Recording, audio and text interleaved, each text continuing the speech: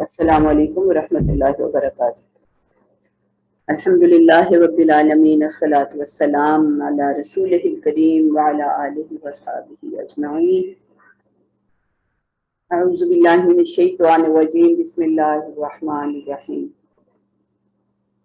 اذ قالت الملائکۃ یا مریم ان اللہ یبشرک بکلمۃ منہ اسمہ المسیح عیسی ابن مریم وجیہا فی الدنیا والآخرۃ ومن المقربین وَيُكَلِّمُ النَّاسَ فِي الْمَهْدِ وَكَهْلًا وَمِنَ الصَّالِحِينَ قَالَتْ رَبِّ أَنَّىٰ يَكُونُ لِي وَلَدٌ وَلَمْ يَمْسَسْنِي بَشَرٌ قَالَ كَذَٰلِكَ اللَّهُ يَخْلُقُ مَا يَشَاءُ إِذَا قَضَىٰ أَمْرًا فَإِنَّمَا يَقُولُ لَهُ كُن فَيَكُونُ۔ کل ہم نے پہلی جو آیت آج پڑھی ہے اس کی کچھ تشریح تو ہو گئی تھی۔ اس قالت الملائکۃ، جب ملائکہ نے کہا، یا مریم، اے مریم، ان اللہ، بے شک اللہ، یبشرک بکلمۃ منہ، اللہ تعالیٰ آپ کو بشارت دیتا ہے اپنی طرف سے ایک کلمہ کی، اسمہ المسیح عیسی ابن مریم، ان کا نام ہوگا مسیح عیسی ابن مریم، مسیح ان کا لقب ہوگا اور عیسی ابن مریم ان کا نام ہوگا۔ وجیہا فی الدنیا والآخرہ، وہ دنیا اور آخرت میں وجیح ہوں گے، ومن المقربین، اور اللہ تعالیٰ کے مقرب بندوں میں شمار ہوں گے۔ وَيُكَلِّمُ النَّاسَ فِي الْمَهْدِ وَكَهْلًا وَمِنَ الصَّالِحِينَ، اور وہ انسانوں کے ساتھ بات کریں گے، مہد میں بھی اور کاہل میں بھی، اور وہ صالحین میں سے ہوں گے۔ اب یہ جو خاص طور پہ مہد کی بات ہے، یہ حضرت عیسیٰ علیہ السلام کے ساتھ خاص ہے۔ ویسے تو احادیث میں تو اور بھی کچھ ذکر ہے، کچھ ایک دو بچوں کا جنہوں نے مہد میں بات کی یا گود میں بات کی جب بالکل ابھی انفینسی میں تھے، لیکن قرآن میں صرف حضرت عیسیٰ علیہ السلام ہی کا تذکرہ ہے۔ یہاں حضرت عیسیٰ علیہ السلام کا کے بارے میں بات کرنا حضرت مریم علیہ السلام کی پاک دامنی کے اظہار کے لیے اللہ تعالیٰ کا ایک معجزہ تھا، اور اس معجزے کی بشارت جو ہے، جب بچے کی ولادت کی بشارت دی جا رہی ہے تو ساتھ ہی حضرت مریم کو دے دی، تاکہ وہ مطمئن رہے کہ اللہ تعالیٰ نے اگر اپنی ایک عظیم نشانی کے ظہور کے لیے ان کو واسطہ بنایا ہے تو ان کے ناموس کو ان کے دشمنوں کی بد زبانیوں سے بچانے کے لیے بھی ایسا انتظام فرما دیا ہے کہ کسی تہمت کے لیے کوئی گنجائش باقی نہیں رہے گی۔ اللہ تعالیٰ کی طرف سے جب کوئی آزمائش آتی ہے نا، تو میں نے تو یہ دیکھا، اپنا بھی میرا یہی تجربہ ہے، تو ہمیشہ اس کی کمپنسیشن بھی کرتے ہیں، ساتھ ہی تسلی بھی دے دیتے ہیں، اور اگر بندے کو ان کی تسلی پر یقین ہو، اعتماد ہو، تو پھر کوئی آزمائش جو مشکل معلوم نہیں ہوتی۔ ہم زیادہ تر جو پریشان ہوتے ہیں اس لیے کہ ہمیں اللہ تعالیٰ پر اتنا یقین ہی نہیں ہے، اللہ تعالیٰ پر اتنا اعتماد ہی نہیں ہے کہ وہ میری پریشانیوں کو وہ خود ہی دور کر لیں گے اور وہ اس کی کمپنسیشنز کریں گے۔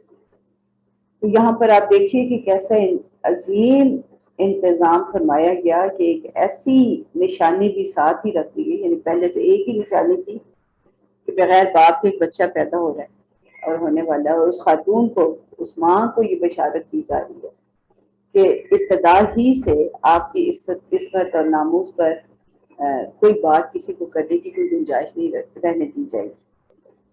اب یہ جو مہد میں بات کی، اس کی تفصیل جو ہے وہ سورہ مریم میں آئی ہے، جب اس میں باقی ساری تفصیل بھی ہے کہ کس طرح وہ زندگی کے مراحل سے گزری اور کس طرح اللہ تعالیٰ نے اس میں قدم قدم پر ان کی مدد فرمائی، اور پھر انہوں نے پیدائش کے فوراً بعد فقولی، تو یعنی ان کو یہ کہہ دیا گیا کہ آپ یہ کر لیجئے کہ جب آپ فَإِمَّا تَرَيِنَّ مِنَ الْبَشَرِ أَحَدًا، یہ ہے آیت نمبر 26 ہے سورہ مریم کی، کہ جب آپ کسی آدمی کو دیکھیں، یعنی بچے کی پیدائش کے بعد کسی کو دیکھیں، فَقُولِي إِنِّي نَذَرْتُ لِلرَّحْمَٰنِ صَوْمًا، آپ کہہ دیجئے کہ میں نے تو رحمان کے لیے روزہ رکھا ہوا ہے، فلن اکلم الیوم انسیہ، بس میں آج تو کسی سے بات نہیں کروں گی. ان کوئی بات کرنے کی آپ کو ضرورت ہی نہیں، آپ تو جواب ہی نہ دیں، نہیں کوئی پوچھے بھی نہ کہ یہ بچہ کہاں سے آیا ہے، یہ کیا ہو گیا، تو آپ نے بولنا ہی نہیں.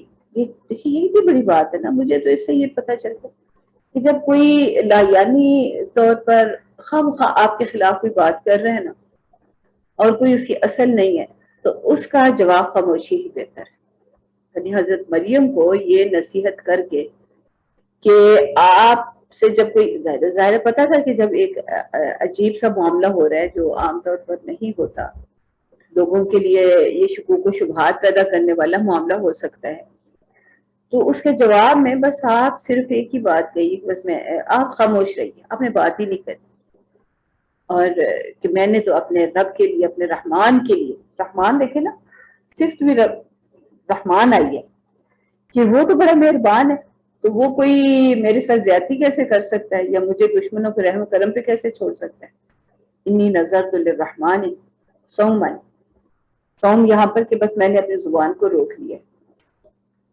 فلن اکلم الیوم انسیہ، بس میں آج تو کسی سے بات نہیں کروں گی. تو یہ اشارے ہی سے انہیں کہنا تھا.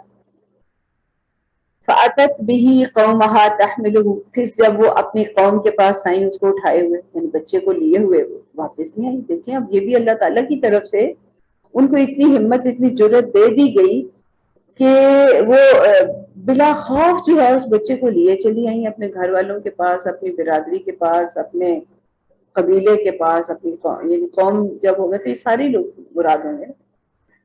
قالوا، تو وہ کہنے لگے، یا مریم لقد جئت شیئا فریا، کہ اے مریم یہ تو نے بڑی بری حرکت کر ڈالی، یہ کیا ہو گیا. یا اخت ہارون، اے ہارون کی بہن، ما کان ابوک امرأ سوء، تیرا باپ بھی کوئی برا آدمی نہیں تھا.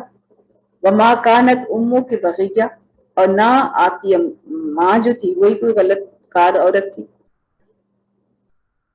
یعنی اس کا مطلب پوری قوم جو ہے ان کے ماں باپ کی پاک دامنی اور معاشرے میں مرتبہ اور مقام سے واقف تھی، اور قوم جو ہے انہی کا حوالہ دے رہی کہ آپ کے ماں باپ تو بہت اچھے تھے، تو یہ آپ نے کیا کیا. یعنی یہ بڑی عجیب بات ہے کہ ماں باپ صالح ہوں تو اولاد جو ہے وہ غلط کار ہو جائے، یعنی عام طور پہ یہ سوچا ہی نہیں جا سکتا. تو ماں باپ کی صالحیت کا اثر جو ہے وہ اولاد پر ضرور جاتا ہے. تو اب یہاں پر حضرت مریم اللہ تعالیٰ کے اس حکم کے مطابق، جیسا کہ انہیں کہہ دیا گیا ہوا تھا کہ آپ نے کوئی بات نہیں کرنی ہے اور آپ نے خاموش رہنا ہے، تو فاشارت الیہ، انہوں نے اس بچے ہی کی طرف اشارہ کر دیا، اسی سے پوچھو. قالوا کیف نکلم من کان فی المہد صبیا، تو وہ کہنے لگے یہ کیسے ہمارے ساتھ بات کرے گا جبکہ وہ تو بالکل ابھی بچہ ہے، گود میں پڑا ہوا ہے. صبیہ، مہد ویسے ہی گود والا بچہ، صبیہ بالکل ہی چھوٹا سا. قال انی عبد اللہ، اب ابھی وہ تو یہ اعتراض ہی کر رہے تھے تو بچے صاحب خود ہی بول اٹھے. قال انی عبد اللہ، کہنے لگے کہ میں اللہ کا بندہ ہوں.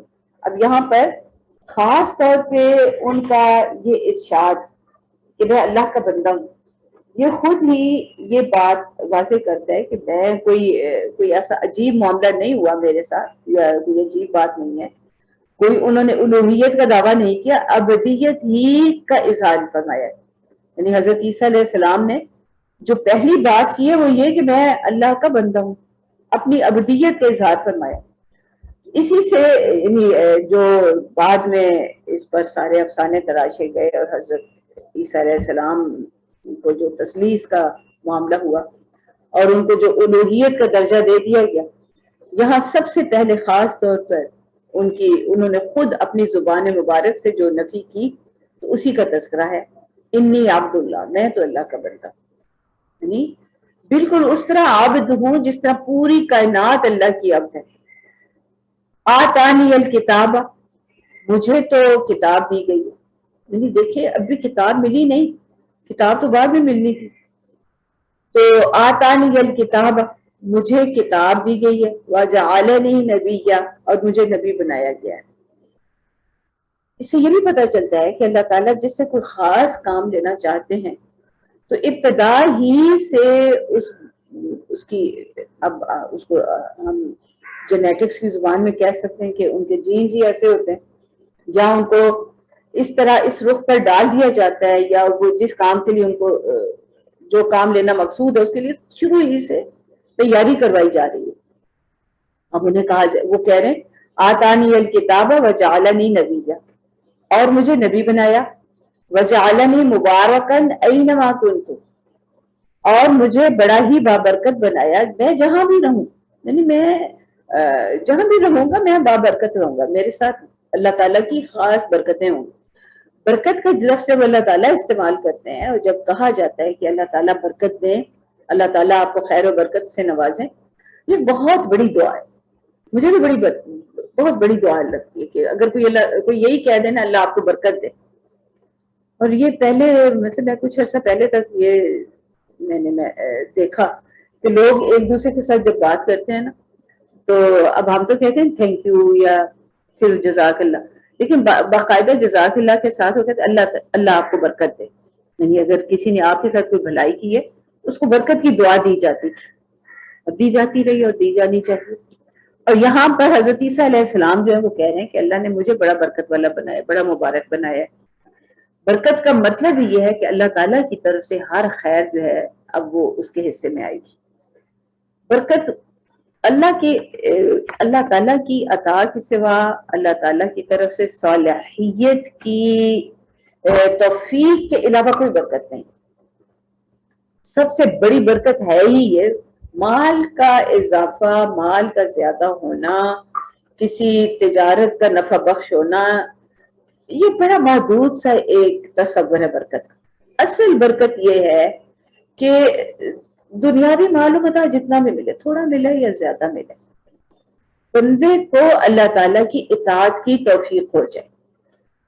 اللہ تعالیٰ کی اطاعت کی توفیق مل جائے نا تو مال تھوڑا بھی ہو تو بڑا برکت والا ہے، اس سے بھی گزارا بھی ہو جاتا ہے، بندے کو حرص پیدا ہی نہیں ہوتی، بندے کو تھوڑے ہونے کا شبہ ہی نہیں ہوتا کہ ہائے میرے پاس اتنا تھوڑا تو میں کیا کروں، میری تو ضرورتیں ہی پوری ہوتی۔ اور برکت نہ ہو تو جتنا زیادہ مال ہو بندے کو تھوڑا ہی لگتا ہے۔ تو یہ ایک برکت جو ہے نا یہ بہت بڑی چیز ہے، اور اللہ تعالیٰ حضرت عیسیٰ علیہ السلام کی زبان مبارک سے یہ کہلوا رہے ہیں کہ اللہ نے مجھے بڑا برکت والا بنایا، بڑا مبارک بنایا۔ ہم کہتے تو ہے نا اللہ تعالیٰ مبارک دیتے ہیں ہم ایک دوسرے کو، یعنی ایک مطلب اہل اسلام میں ابھی بھی الحمدللہ مطلب ہم جب بھی کسی کو کوئی کامیابی نصیب ہوتی ہے، کوئی بچہ ملتا ہے تو بچے کی پیدائش پر ہم مبارکیں دیتے ہیں۔ تو مجھے تو یہ لگتا ہے کہ یہ جو ہم کانگریچولیشنز اور اس طرح کے الفاظ کہتے ہیں پتہ نہیں ان کا کیا مطلب ہے، لیکن برکت کا جو مفہوم ہے نا اس کے ایکویولنٹ، اس کے قائم مقام کوئی دوسرا لفظ نہیں۔ تو یہی صحیح انداز ہے کہ ہم کہیں کہ اللہ آپ کو اس میں برکت عطا فرمائے۔ تو اس بچے کے لیے بھی یہ دعا ہے، اس کے والدین کے لیے بھی یہ دعا ہے کہ وہ بچہ پھر اس میں جو باقی آگے جتنی خوبیاں ہیں نا تو یہ برکت کے ساتھ ہی آتی ہیں۔ تو وہ کہتے ہیں کہ وجعلنی مبارکن اینما کنت، میں جہاں کہیں بھی ہوں گا نا تو میں بڑا مبارک رہوں گا۔ اب مبارک کیسے رہیں گے؟ اتنی سختیاں آئیں، اتنا ان کے خلاف حکومتی سطح پہ کارروائی ہوئی، اور پھر بھی وہ کہتے ہیں کہ میں تو مبارک ہوں۔ تو اس کا مطلب برکت جو ہے اس کا یہ مطلب نہیں ہے کہ اب کوئی مشکل پیش نہیں آئے گی زندگی میں، مشکلات ضرور ہوں لیکن اللہ تعالیٰ کے ساتھ تعلق جو ہے نا وہ ختم نہیں ہوگا، وہ بڑھتا ہی چلا جائے گا۔ یہ ایسا ہی معاملہ ہے جیسا سورہ احزاب میں اللہ تعالیٰ نے اہل ایمان کے اس صفت کا اظہار فرمایا کہ جب ان کو مشکلات کا سامنا کرنا پڑا، یا جب پورا عرب جو ہے وہ ان پر چڑھ دوڑا اور بڑے بڑے لشکر جو ہیں انہوں نے گھیرے میں لے لیا مدینہ کی چھوٹی سی ریاست کو، تو وہ کہنے لگے یہ تو وہی ہے جس کا ہم سے وعدہ کیا گیا، کوئی ذرا پریشانی انہیں نہیں آئی، اور اللہ تعالیٰ کے وعدے پر ایک یقین رہا کہ اللہ تعالیٰ ہماری حفاظت کرنے والے ہیں۔ تو یہی حضرت عیسیٰ علیہ السلام کے ساتھ معاملہ رہا، جیسا بھی معاملہ ہوا ان کے ساتھ، جیسے بھی تشدد کے حالات رہے، مشکل کے حالات رہے، لیکن وہ چونکہ مبارک تھے تو ان کا اللہ تعالیٰ کے ساتھ تعلق جو ہے ہر مشکل ہر مصیبت نے اللہ کے ساتھ ان کا تعلق جو ہے وہ پہلے سے مضبوط تر کر دیا۔ تو یہی سب سے بڑی برکت ہے۔ اور پھر آگے اب وہ بتاتے ہیں اس برکت کا اظہار کس طرح ہوتا ہے۔ وَأَوْصَانِي بِالصَّلَاةِ، اور مجھے حکم دیا گیا ہے، اوصانی مجھے وصیت کی گئی الصلاۃ نماز کی، والزکات اور زکات کی ادائیگی. ما دمت حیا جب تک میں زندہ رہوں، کہ جتنا میرے اختیار میں ہے، جب تک میں ہوش و حواس میں ہوں تو نماز اور زکات کی پابندی کا حکم دیا گیا. یہ نماز اور زکات یہ دو ایسے اہم امور ہیں جن کا حکم ہر نبی اور نبی کی امت کو دیا گیا.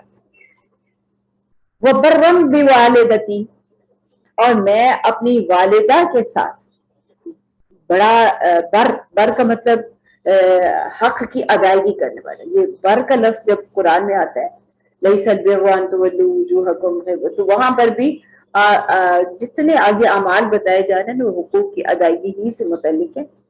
تو برًّا بِوَالِدَتِی، اس لیے بر کا ایک ترجمہ یہ بھی کیا جاتا ہے، یہ صرف نیکی نہیں ہے کہ میں اپنے والدہ کے ساتھ بڑا نیک رہوں گا، مطلب یہ ہوتا ہے کہ میں اپنے والدہ کے جو بھی حقوق ہیں وہ ادا کرنے والا ہوں.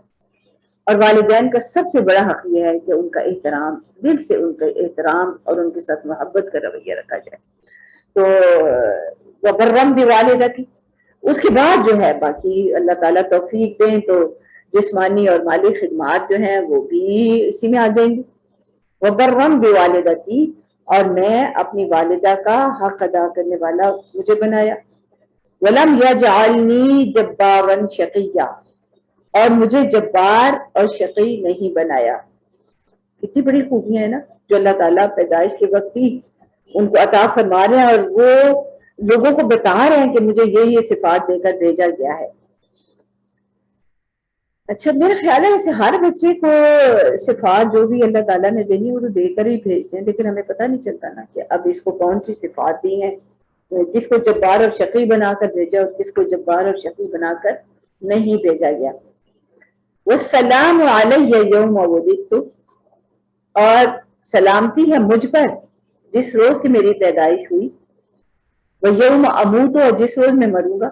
ویوم ابعث حیا اور جس روز مجھے دوبارہ زندہ کر کے اٹھایا جائے گا. ذالک عیسی ابن مریم، یہ ہے عیسی ابن مریم. قول الحق الذی فیہ یمترون، یہ وہ سچی بات ہے جس میں لوگ شک کر رہے ہیں.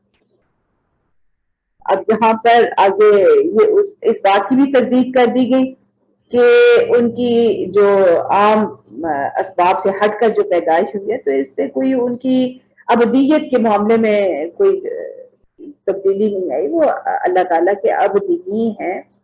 ما کان للہ ان یتخذ من ولد، اللہ کا یہ اللہ کو اس بات ما کان للہ اللہ کے لیے ہے ہی نہیں، مطلب اللہ کا یہ کام ہی نہیں، اللہ کو اس کی ضرورت ہی نہیں.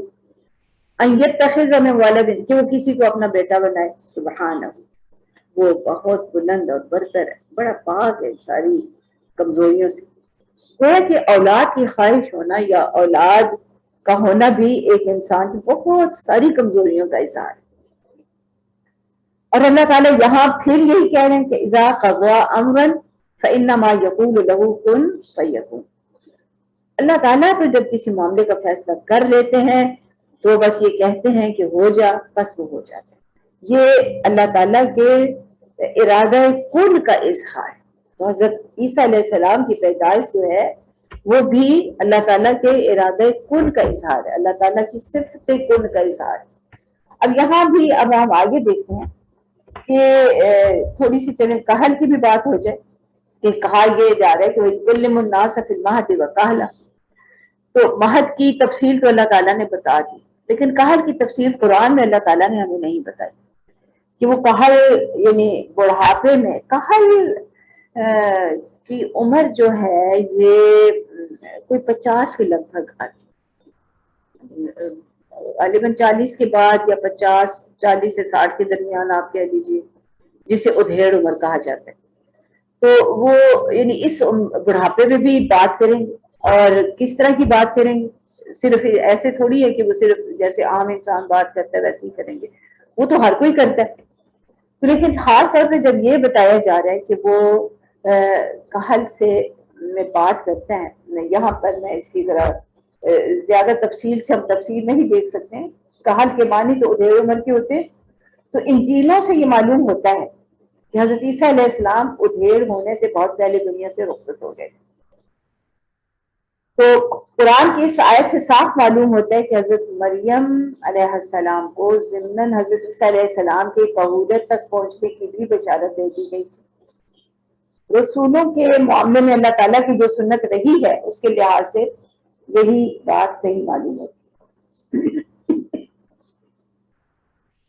تو گہوارے میں کلام کے ساتھ ان کی قبولیت کے کلام کا حوالہ دینے سے یہ اشارہ نکلتا ہے کہ ان کی گہوارے کی بات بچوں کی سی نہیں ہوگی.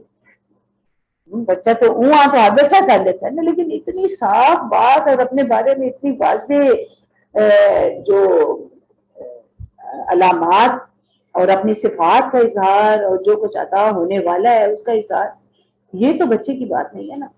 تو یعنی گہوارے کی بات بچوں کی سی نہیں ہوگی، بلکہ اس گفتگو میں بھی، اس بات میں بھی پختہ سن و سال کی دانائی ہوگی، اس لیے کہ یہ بات وہ بچہ نہیں کہہ رہا، یہ من جانب اللہ ہے، اللہ تعالیٰ کی طرف سے اس کی زبان پر ڈالی گئی ہے.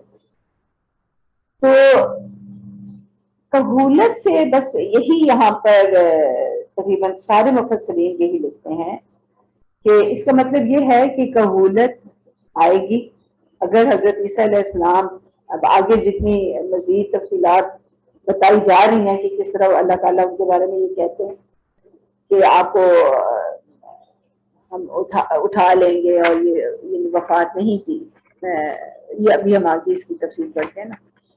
تو قبولیت اسی سے ہی احادیث کی روشنی میں اگر دیکھا جائے تو حضرت عیسیٰ علیہ السلام کے جو دوبارہ زمین پر آنے کا معاملہ ہے تو اس کی بھی اس سے کچھ مفسرین جو ہے اسی سے دلیل لیتے ہیں کہ وہ آئیں گے اور لوگوں کے درمیان رہیں گے اور گفتگو کریں گے اور اللہ تعالیٰ کے دین کی اس وقت تک جو بھی جس طرح اشاعت کی ضرورت ہوگی اس کو اس ذمہ داری کو ادا کریں گے. اگرچہ اس وقت وہ کوئی اپنی شریعت لے کر نہیں آئیں گے، بلکہ اسی شریعت کے اتباع کریں گے جو حضرت محمد صلی اللہ علیہ وسلم پر نازل ہوئی، یعنی اسی قرآن کا اتباع کریں گے. بلکہ اگر حدیث کی تفصیلات دیکھیں اس میں تو یہ ہے کہ وہ نماز کی امامت بھی خود نہیں کروائیں گے، بلکہ کہیں گے کہ جس مسجد میں بھی وہ ہوں گے وہ کہیں گے کہ جو بھی اس مسجد کے امام صاحب ہیں وہی امامت کروائیں گے. اس کا مطلب یہ ہے کہ وہ اپنے آپ کو کلیتاً جو حضرت محمد صلی اللہ علیہ وسلم پر شریعت نازل کی گئی ہے اس کا متبع بنا کر پیش کریں گے اپنے آپ. باقی تفصیل بہرحال اللہ تعالیٰ ہی اللہ کو ہی معلوم ہے کہ یہ چیزیں متشابہات میں سے ہی ہو جاتی ہیں، اس لیے بہت زیادہ اس کی تفصیل میں ہم نہیں جا سکتے. بہرحال یہاں آگے جو پھر بتا رہے ہیں کہ وَمِنَ الصَّالِحِينَ وہ صالحین میں سے ہوں گے، اس کی تفصیل جو ہے وہ ابھی ہم سورہ مریم میں دیکھ چکے ہیں کہ کس طرح کہ وہ نماز اور زکوٰۃ کو حکم دیا گیا، برم بوالدتی، اپنی والدہ کے ساتھ حقوق ادا کرنے والا بنایا گیا. تو یہ وہ خوبیاں ہیں جو کہ بندے کو صالحین کے زمرے میں شامل کر دیتی ہیں. یہ بندہ اگر یہ اتنا کام کر لینا، اللہ کے حقوق جو ہیں کہ جو حکم ملتا ہے اس کی ادائیگی ہو جائے، نماز ادا کر لے، باقی جو اہم ہدایات ہے اس پر پورا عمل کرے، اور دوسرا یہ کہ لوگوں کے حقوق جو ہیں وہ ادا کر دے اور لوگوں کے معاملے میں حق تلفی کا مرتکب نہ ہو، کہ ایسا نہ ہو کہ وہ بڑی نمازیں بھی بڑے روزے رکھے لیکن آخرت میں مفلس ہو کر رہ جائے. تو صالح ہے ہی وہ جو اللہ اور بندوں کے حقوق ادا کرنے والے، اور اس کی تفصیل ابھی ہم سورہ مریم میں دیکھ چکے ہیں. وَمِنَ الصَّالِحِينَ فرما کر یہ واضح کر دیا گیا کہ یہ بچہ جو ہے نا یہ صالحین کے زمرے میں ہوگا، یعنی اس کا کوئی اس کے خلاف کوئی ایسی بات نہیں ہو سکی. اور کل بھی ہم نے پڑھا کہ باوجود اس سارے معاملے کے حضرت عیسیٰ علیہ السلام کو ان کی زندگی میں کبھی کسی نے ان کو یہ تانا نہیں دیا کہ آپ کا تو باپ کوئی نہیں. تو لیکن یہاں صالحین کا خاص طور پہ ذکر فرما کے اللہ تعالیٰ یہ بھی واضح فرما رہے ہیں کہ اپنے تمام ان کمالات اور اوصاف کے باوجود جو اللہ تعالیٰ نے انہیں عطا فرمائے ان کو الوہیت کا کوئی درجہ حاصل نہیں ہو گیا، بلکہ وہ رہے اللہ ہی کے صالح بندوں میں، ان کا شمار اللہ کے صالح بندوں ہی میں سے ہوگا. جس طرح انہوں نے خود بھی اپنی پہلی بات ہی یہ کی کہ انی عبداللہ، میں تو اللہ کا بندہ ہوں. ابدیت کا اظہار جو ہے یہ ایک بڑا اعزاز ہے، اور ہر نبی جو ہے انہوں نے اپنے اس اعزاز پر فخر کیا. اور اگر ہم اس کو دیکھیں کہ جس میں نفس مطمئنہ کی بات ہے، تو وہاں پر سب سے بڑا انعام جو ہو رہا ہے وہ یہ کہ فَادْخُلِي فِي عِبَادِي، بس میرے بندوں، میں نے اس کو اپنا بندہ بنا لیا، یہ میرے پاس میرا ہو گیا، تو جو ان کا بندہ وہی مقرر بھی ہے. بس اللہ تعالیٰ ہم سب کو یہ نصیب فرمائے ابدیت کی اور صالحین کے زمرے میں شمار ہونے کی اللہ تعالیٰ بس عطا فرما دے. اس کے باوجود کہ یہ اتنی تفصیل سے ان کو یہ خوشخبری مل گئی، جب وہ کلام تو پھر بعد میں ہوا نا، تو ابھی تو وہ فرشتے خوشخبری ہی دے رہے تھے. تو حضرت مریم کا بھی ریئیکشن رد عمل تقریباً ویسا ہی تھا جیسا کہ حضرت ابراہیم علیہ السلام کی اہلیہ کا ہوا جب انہیں بیٹے کی پیدائش کی خوشخبری ملی، اور جیسا کہ حضرت زکریا علیہ السلام کا ہوا جب انہیں بیٹے کی پیدائش کی خوشخبری دی گئی. تو حضرت مریم بھی یہی کہہ رہی ہے، قالت ربی انا یکون لی ولد، مجھے بات میرا بیٹا کیسے ہوگا. اور انہوں نے تو کہا نا کہ ہم تو بڑھاپے کی عمر کو پہنچ چکے ہیں اور آخر اور یہ وہ کام. اب حضرت مریم جو ہے وہ یہ کہہ رہی ہے برہم یمسسنی بشر، یعنی ہر ایک نے اس عذر کا یا اس رکاوٹ کا جو کہ عام طور پر ہوتی ہے اس کا اظہار کیا کہ میرا بیٹا کیسے ہوگا، مجھے تو کسی آدمی نے چھوا تک نہیں. قال کذالک اللہ یخلق ما یشاء، تو جواب دیا گیا کہ ایسا ہی ہوگا، کذالک ایسا ہی ہوگا، اللہ یخلق ما یشاء، اللہ جو چاہتا ہے پیدا کرتا ہے. اذا قضى امرا فانما يقول له كن فيكون، جب وہ کسی معاملے کا فیصلہ کر لیتا ہے تو بس وہ صرف یہ کہتا ہے کہ یہ ہو جائے تو بس وہ ہو جائے. یعنی اس میں اللہ تعالیٰ کو کسی چیز کی تخلیق کے معاملے میں ان سارے اسباب کی ضرورت نہیں. ہر چیز اللہ تعالیٰ کے ارادہ کن سے پیدا ہوئی. اللہ تعالیٰ نے جب جس چیز کو جس حالت میں جن اوصاف کے ساتھ پیدا کرنا چاہا کر دیا.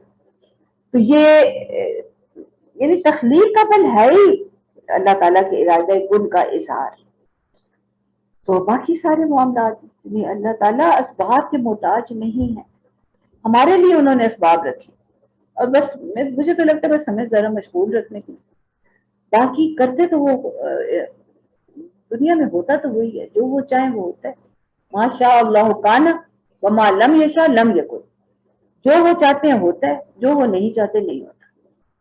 اگر اس بات پر اگر ہمارے یقین ہو جائے نا تو پھر بھی بڑے مسائل حل ہو جاتے. ہماری نظر ہی اسباب پہ ہوتی اور اس اسباب نہ ہونے پہ ہی ہمیں پریشانیاں بھی ہوتی ہیں، دل بھی تنگ پڑتا ہے کہ کیسے ہوگا، کیا ہوگا، کیوں ہو گیا، کیا کیوں کیسے. یہ سارے سوال جو ہے نا وہ اللہ تعالیٰ کی صفات کو پوری طرح نہ سمجھنے کی وجہ سے ہی ہوتے. اللہ تعالیٰ پر اگر یقین ہو، اللہ تعالیٰ کے جو صفات ہیں ان پر یقین ہو تو پھر کوئی بات جو ہے وہ انہونی نہیں ہو سکتی. تو یہاں پر پھر آگے اللہ تعالیٰ فرماتے ہیں کہ وَيُعَلِّمُهُ الْكِتَابَ وَالْحِكْمَةَ، اور اللہ تعالیٰ نے اس کو کتاب اور حکمت سے نوازا، کی تعلیم دی. وَيُعَلِّمُهُ، وہ سکھائے گا اس کو، الکتاب اور الحکمت. کتاب تو علم ہو گیا نا، ایک کتاب دے دی گئی. حکمت جو ہے اس کتاب پر عمل درآمد کے سارا طریقہ جو ہے نا، حتیٰ کہ وہ اس کامیابی کی منزل تک پہنچا دے تو یا پہنچ جائے بندہ. تو حکمت یہ ہے کہ بندے کو سمجھ آ جائے کہ کب کیا کرنا ہے، کیسے کرنا ہے. تو اگر یہ سمجھ آ گئی نا تو یہی حکمت ہے. اور اگر کتاب جتنا مرضی بندہ حافظ ہو جائے، جتنا مرضی کتابیں پڑھ لے، اگر یہ نہیں نہ پتہ چلا کہ کس لمحے کا سب سے ضروری کام کیا ہے، اہم ترجیح کیا ہے، میرے اختیار میں کیا ہے. یہاں پر صرف یہ نہیں دیکھنا، عام طور پہ جب بتاتے ہیں سکھاتے ہیں نا لیڈرشپ ٹریننگ سے، تو کہتے ہیں جی یہ دیکھو کہ ارجنٹ کیا ہے اور ناٹ ارجنٹ کیا ہے، تو ارجنٹ ہے وہ کرو، یا امپورٹنٹ کیا ہے، ناٹ امپورٹنٹ کیا ہے. لیکن ہمیں یہ بتایا کہ تم یہ بھی دیکھو تم کر کیا سکتے ہو، تمہاری اختیار میں کیا ہے. تو جو اختیاری کام ہے وہ تو کرو، اور جو تمہارے اختیار میں نہیں ہے تو پھر خام خواہ پریشان نہ ہوا کرو، اس لیے کہ پریشانی میں مطلب خواہ کنفیوژن کا شکار رہ کے اور غم لگا کے دل کو بندہ اپنا وقت ضائع کرتا ہے. تو اسی جو اللہ تعالیٰ نے تمہیں ہمت قوت دی ہے اس کو کوئی مثبت کاموں میں استعمال کرو، مصروف کرو اپنے آپ. تو جو تمہارے اختیار ہے تم کرتے چلے جاؤ. تو یہی یہاں پر حکمت یہی، اور یہ دانائی یہ حکمت کا خزانہ جو ہے نا یہ اللہ تعالیٰ کے پاس ہے، کہیں اور سے مل ہی نہیں سکتی. دنیا کا کوئی ادارہ آپ کو حکمت نہیں سکھا سکتا. تو جتنی مرضی آپ کہہ لینا حکمت تو اللہ تعالیٰ کی عطا ہے. جب تک اللہ سے ایک مضبوط تعلق نہیں ہوگا نا حکمت نہیں آئے گی. آپ ایک دوسرے سے مشورہ کر سکتے ہیں کہ جی میں اس معاملے میں کیا کروں، تو اسی لیے تو جو مشورہ دیتے ہیں اس کو حکیم کہتے ہیں. تو جو اطباء کو بھی حکیم کہا جاتا تھا ہمارے اسلامی ادوار میں، مسلم ادوار میں اطباء کو حکیم ہی کہا جاتا تھا.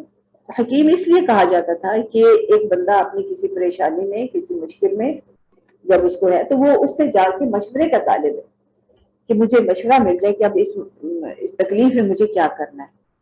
تو حکیم وہ ہے جو کہ کوئی مطلب اس میں کوئی ہرس نہیں ہے، کوئی لالچ نہیں ہے، اس کی نظر آخرت پر ہے، اس کی نظر انجام پر ہے، اس کی نظر جنت پر ہے.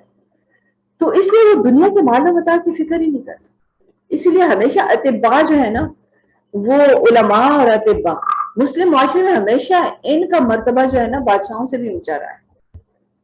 تو ان کا ادب اور احترام بادشاہوں سے زیادہ ہوتا رہے گا. بادشاہ بیچاروں کو کبھی کوئی عزت احترام حقیقی تو ملا ہی نہیں. تو اطباء اور علماء یہ ہمیشہ مرجع خلائق بھی رہے ہیں اور انہیں ادب اور احترام بھی ملتا رہا ہے. مجھے تو بس یہی لگتا ہے کہ اب آج کل کے جو اطباء ہیں کیونکہ وہ زیادہ مال و دولت اور جاہ و منصب کی حرص میں مبتلا ہو گئے ہیں، اس لیے اب ان کا بنا ادب احترام نہیں رہا. تو پہلے تو لوگ کہا کرتے تھے ہم فلاں حکیم صاحب کے پاس جا رہے ہیں ان سے دوائی لیں گے تو وہ بڑا اچھا علاج کرتے ہیں یا بڑی صحیح ہوگی تو انشاءاللہ صحیح بندے کو صحت ہو جائے گی. اب لوگ کہتے ہیں میں فلاں ڈاکٹر کے پاس گئی تھی، اس ڈاکٹر نے یہ کہا. کوئی کسی ڈاکٹر کا کوئی ادب احترام نہیں. کیسے ہو جبکہ یہ ڈاکٹر جو ہیں یہ بس مجھے بڑا ہی افسوس ہوتا ہے کہ ہم لوگوں نے نا اپنا صحیح منصب پہچانا نہیں. مجھے تو یہ سب سے زیادہ ضرورت لگتی ہے کہ ہم مطلب اگر ہم نے اپنی ایک ایسوسیشن بنائی ہے ڈاکٹرز کی تو ڈاکٹروں کو یہ سکھائیں کہ تم اصل حکمت کیا ہے اور تمہاری دانائی اور تمہاری عزت جو ہے وہ مال و متاع یا جاگیریں جائیدادیں بنانے میں نہیں ہے، بلکہ اصل حکمت یہ ہے، اصل ادب اور احترام یہ ہے کہ تم اپنی انجام پہ نظر رکھو، اللہ تعالیٰ کے بدلے پر نظر رکھو. تو یہاں پر خیر یہاں پر تو اللہ تعالیٰ حضرت عیسیٰ علیہ السلام کو جو صفات عطا فرمائی گئی اور تمام انبیاء علیہ السلام کے بارے میں اللہ تعالیٰ یہ کہتے ہیں کہ اللہ تعالیٰ نے انہیں حکمت عطا فرمائی. اور نبی صلی اللہ علیہ وسلم کے جو بنیادی کام بتائے جو علمہ الکتاب والحکمت کہ وہ حضرت ابراہیم علیہ السلام نے بھی جو دعا کی کہ اللہم بعث فیہم رسولا یتلو علیہم آیاتک ویعلمہم الکتاب والحکمہ، کہ وہ ایسا رسول ان میں اٹھائیے جو آپ کی آیات کی تلاوت کرے اور انہیں کتاب اور حکمت کی تعلیم دے. گویا کہ حکیم جو ہے اس کا کام یہ ہے کہ لوگوں کی انگلی پکڑ کر انہیں راستے پر چلائے، اس راستے پر جو انہیں کامیابی کی منزل کی جانب لے جا سکتا ہو. تو اگر آپ قرآن دیکھیں نا تو حکیم اللہ تعالیٰ نے اپنی بھی صفت بتائی ہے، عزیز الحکیم کئی جگہ پہ قرآن میں آیا، اور اللہ تعالیٰ نے حکیم انبیاء علیہ السلام کی صفت بھی بتائی ہے جیسا کہ یہاں پہ ہم دیکھ رہے ہیں. حضرت عیسیٰ علیہ السلام کے جو ان کو صفات عطا فرمائی گئی ان میں حکمت کو خاص طور پہ اس کا ذکر ہے. اور نبی صلی اللہ علیہ وسلم کے بارے میں بھی یہی ہمیں قرآن میں 4 دفعہ یہ چیز ملی. اور اس کے بعد ہم دیکھتے ہیں کہ جو صالحین ہیں جو اللہ کے راستے پر چلتے ہیں اللہ تعالیٰ ان کو حکمت عطا فرمائی. کسی دشمن حق اور اللہ کے مخالف، اللہ کے دشمن اور اللہ کی شریعت کو قبول نہ کرنے والے شخص کو آپ بے شک جتنا مرضی دانشور سمجھتے ہیں وہ حکیم نہیں ہے. اللہ تعالیٰ نے اس کو حکمت عطا ہی نہیں کی. اگر حکمت عطا ہوتی تو وہ اس طرح کے معاملات نہ کرتے. حکمت میں راہ راست جو ہے نا صراط مستقیم پر چلنا جو ہے یہ لازمی شرط ہے. تو اللہ تعالیٰ حضرت عیسیٰ علیہ السلام کے بارے میں یہ فرما رہے ہیں کہ انہیں جو ان پر مہربانیاں ہوں گی ان میں خاص طور پر کتاب اور حکمت جو ہے اس کا ذکر ہے. اور آگے کتاب کا نام بھی ہے والتورات والانجیل. اب تورات تو پہلے سے موجود تھی تو تورات اور انجیل. تو انجیل خاص طور پر وہ مواعظ ہیں جو حضرت عیسیٰ علیہ السلام کی زبان مبارک سے ادا ہوئے. اس کا مطلب یہ ہے کہ جو مواعظ اللہ تعالیٰ زبان پر جاری کرتے ہیں یہ بھی اللہ ہی کی عطا ہے. اگر صحیح بات کسی کے منہ سے نکلتی ہے تو وہ ٹھیک ہے, ہمیں تو سامنے ایک بندہ نظر آ رہا ہوتا ہے, ایک زبان نظر آ رہی ہے کہ وہ ادا کر رہی ہے, لیکن اصلاً ہر مجھے تو لگتا ہے بس اللہ تعالیٰ ہی کی عطا ہے کہ کسی بندے کی زبان سے صحیح بات جو ہے وہ نکل آئے. اور جس طرح کے بالکل نوزائیدہ بچے کی زبان سے بھی اللہ تعالیٰ صحیح بات نکلوا سکتے ہیں, جیسے حضرت عیسیٰ علیہ السلام کا بھی ہم نے دیکھا. تو انجیل کا لفظی مطلب ہوتا ہے خوشخبری دینے والے, اور خاص طور پہ انجیل کو غالباً اس لیے انجیل کہا گیا کہ کثرت سے جتنے بھی مواعظ ہیں ان میں یہ ذکر ضرور ملتا ہے کہ میں تو اس آنے والے کے راستہ ہموار کرنے آیا. یعنی نبی صلی اللہ علیہ وسلم کی آمد کی خوشخبری اور ان کے بارے میں تفصیلی اشارے اور جو بھی نشانیاں جو ہیں وہ اس میں بتائی گئیں. باقی بہرحال بشارت یہ بھی ہے کہ اگر شریعت پر عمل کرو گے تو ایک اچھے انجام سے دوچار ہوگے, اچھی منزل کو پہنچو گے. تو حضرت عیسیٰ علیہ السلام شریعت کے جو معاملہ ہے یعنی جہاں تک کتاب اور شریعت کا تعلق ہے تو حضرت موسیٰ علیہ السلام کی شریعت ہی کے پیرو اور دائی تھے. شریعت تو وہی ہے نا جو تورات میں دی گئی, انجیل میں کوئی نئی شریعت نہیں دی گئی, شریعت وہی تھی. اور حضرت عیسیٰ علیہ السلام تورات سے الگ کوئی شریعت لے کر نہیں آئے تھے. اس حقیقت کا اعلان وہ بات بات بڑے زور اور تاکید کے ساتھ اپنے مواعظ میں خود فرماتے رہے. انہوں نے اس شریعت کی جو پہلے سے موجود تھی تورات کی اس میں جو خرابیاں آ چکی تھیں ان کی اصلاح فرمائی اور اس کی جو روح اور حکمت تھی اس کو واضح کیا. تو جتنی بھی اناجیل ہیں, اناجیل اربعہ عام طور پہ کہا جاتا ہے, تو وہ انہی حکمتوں کا مجموعہ ہے. مواعظ جو ہیں انہی حکمتوں کا مجموعہ ہے. تو یہود نے تو اس میں بہت ساری باتیں غلط جو ہیں وہ شامل کر رکھی تھی. تو اس میں بھی ابھی ہم آگے مزید تفصیل انشاءاللہ دیکھیں گے کہ انہوں نے ان میں کیا اصلاحات فرمائی. یہاں پہ ابھی تو یہ بتایا جا رہا ہے کہ حضرت مریم کو جو تسلی دی جا رہی ہے کہ جو بیٹا آپ کو ملنے والا ہے یہ کوئی معمولی بیٹا نہیں ہے, یہ تو اللہ تعالیٰ کے ارادہ کن کا اظہار ہے, اور اللہ تعالیٰ اس کو کتاب اور حکمت کی تعلیم دیں گے, خود دیں گے, اور اس کو تورات اور انجیل عطا فرمائیں گے. یعنی تورات تو پہلے سے تھی لیکن تورات عطا فرمانے کا مطلب یہ ہوا کہ وہ تورات کو اصل صورت میں بحال کریں گے. وَرَسُولًا إِلَىٰ بَنِي إِسْرَائِيلَ, اور اس کو بنی اسرائیل کی جانب رسول بنا کر بھیجیں گے. اب یہاں پر ہے اس کے بعد اللہ تعالیٰ مطلب حضرت مریم کو تو جو خوشخبری دی گئی اس کی وضاحت تو تقریباً یہی تک. آگے جو کلمات اب درمیان کی تفصیلات اب اللہ تعالیٰ یہاں بیان نہیں فرما رہے کہ کس طرح پھر وہ بیٹا پیدا ہوا اور کس طرح اس کو لے کے اور پھر کہ بھئی کب نبوت عطا ہوئی اور کب انہوں نے مواعظ شروع کیے. لیکن جو تفصیلات ملتی ہیں جیسا ہم نے کل بھی ذکر کیا کہ تقریباً 12 سال کی عمر سے انہوں نے واعظ کہنا شروع کر دیا, اور ان کے واعظ میں ایسی تاثیر ہوتی تھی کہ کوئی مطلب بڑے بڑوں کو وہ جو سوالات کوئی لوگ اٹھاتے تھے تو ان کو لاجواب کر دیا کرتے تھے, اور بڑا جامع انداز تھا ان کی گفتگو کا اور دلوں میں اتر جانے والا کہ بڑی جلدی لوگوں کے مجمع اکٹھا ہو جاتا تھا ان کے لیے, تو ان کی باتیں سننا اور ان کو قبول کرنے لگ گئے اور ان کے ساتھ دینے کو تیار تھے. ہزاروں کی تعداد میں لوگ جو تھے ان کے یہ مواعظ سننے کے لیے اکٹھے ہو جاتے. تو اب تھوڑا سا ہم یہ دیکھ لیتے ہیں کہ جو رسول کا جب بھی لفظ آیا ہے نا تو یہ خاص ہی مرتبہ اور مقام. رسول جس قوم کی طرف بھیجا جاتا ہے اس کے لیے رسول جو ہے وہ اللہ تعالیٰ کی عدالت برقرار ہے۔ تو عدالت کا مطلب یہ ہوتا ہے کہ اس کی اگر کسی نے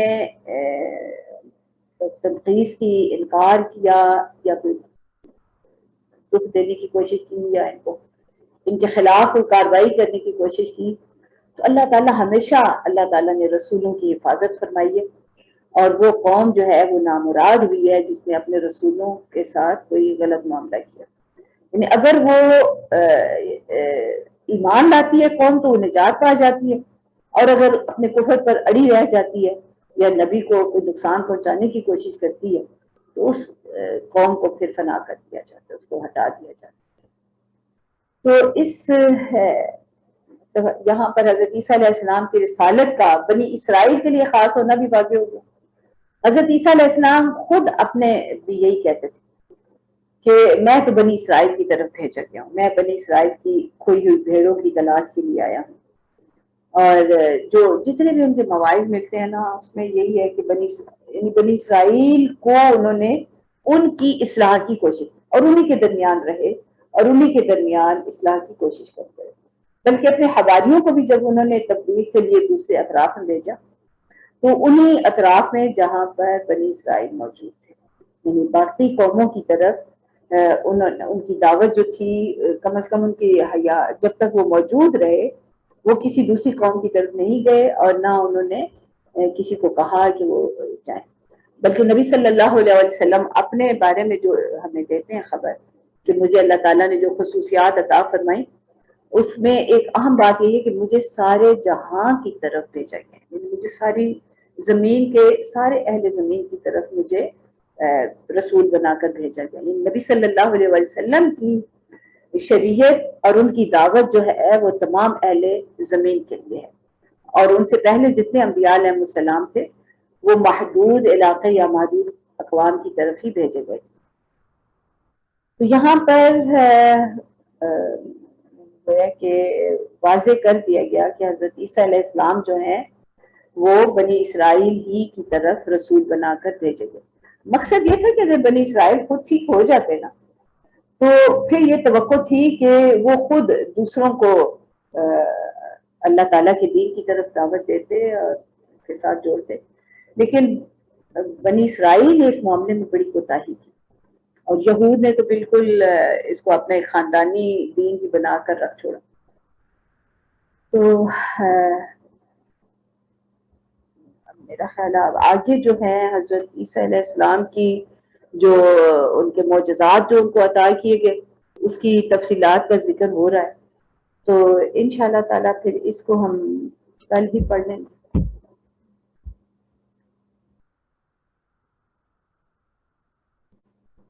قرآن میں دوسری جگہ بھی جہاں حضرت عیسیٰ کا ذکر آیا نا تو تقریباً ایسے ہی ہے، انی قد جئتکم بآیۃ من ربکم، میں تمہارے پاس تمہارے رب کی طرف سے نشانی کے ساتھ آیا ہوں، اور رسولا الی بنی اسرائیل، کچھ ایسا ہی ذکر ہے۔